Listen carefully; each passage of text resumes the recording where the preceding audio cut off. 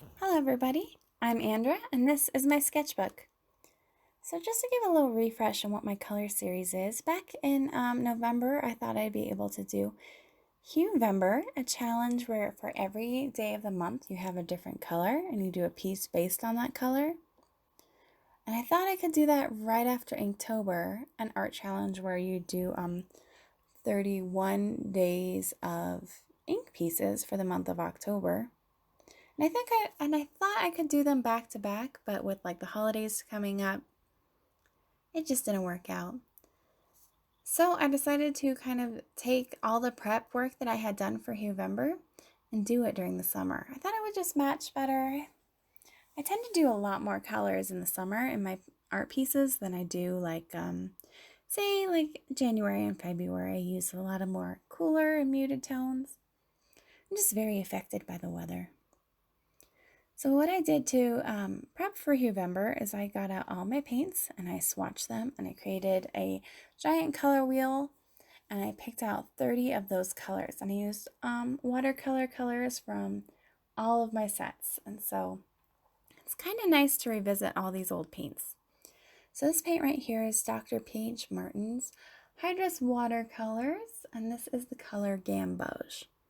So I don't actually use my Hydrus watercolors very much. They're very expensive and they take a lot more prep to get out than my other watercolors. Like with my other watercolors, they're all pans and palettes and they're all ready to go and you can just open it up and there's all your paint.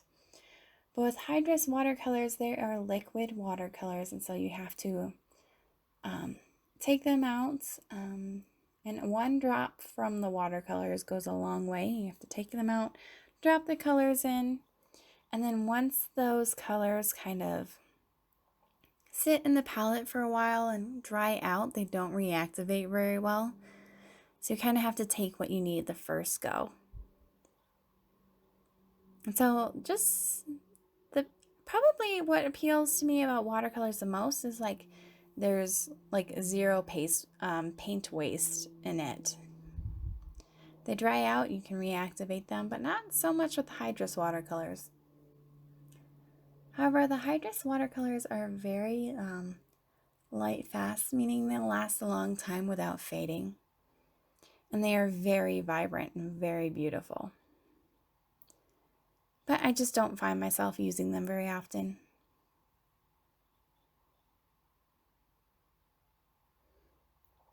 So I kind of struggled on what to paint for this color. In the end, I obviously settled on a clownfish.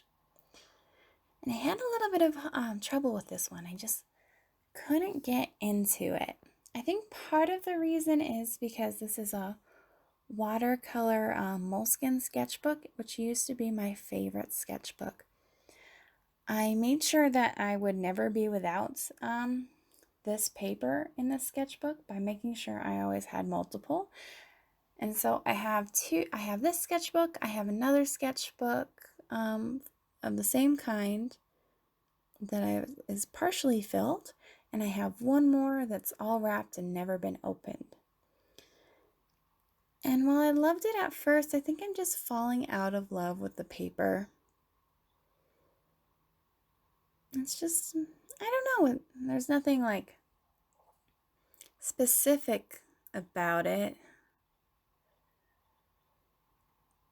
I just don't like it as much as I used to. I still think it's great for traveling though. I've taken my other one up on like a mountain and it dries like at a great pace that I can like layer it pretty well.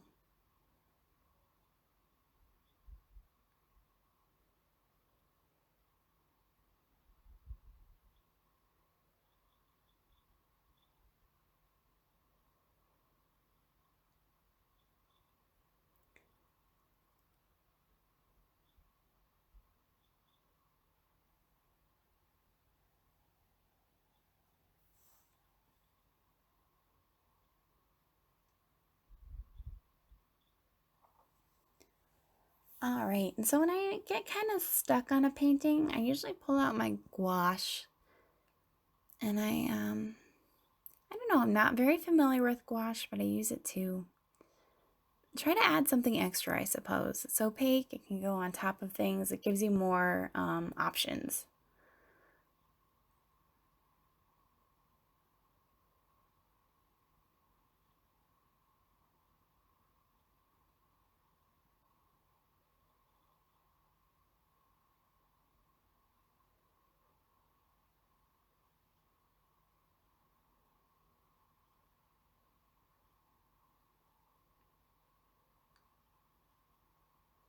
I think out of all the pieces I've done so far, this is probably my least favorite.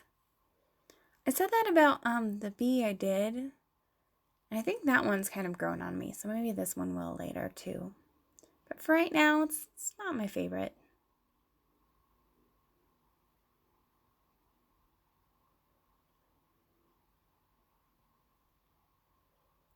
It does have a background though, which is different from a lot of my other paintings. I like to focus on just the animal, and so a lot of times the background is just an afterthought, and it's just usually a splooge of colors, just so it doesn't distract from the animal. But I also think it might be kind of a cop out, just because I don't want to draw backgrounds, I just want to draw animals.